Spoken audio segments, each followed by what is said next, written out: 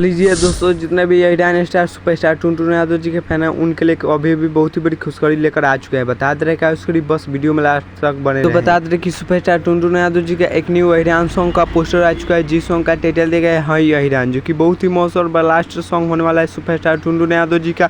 और आप लोग समझ सकते हैं कितना मस्त और बेहतरीन रंगदारी सॉन्ग ईरान स्टार गाते हैं। सुपरस्टार टुनटुन यादव जी ईरान पे भी गाना गाए हैं, बहुत ही सारे ब्लास्ट और मस्त।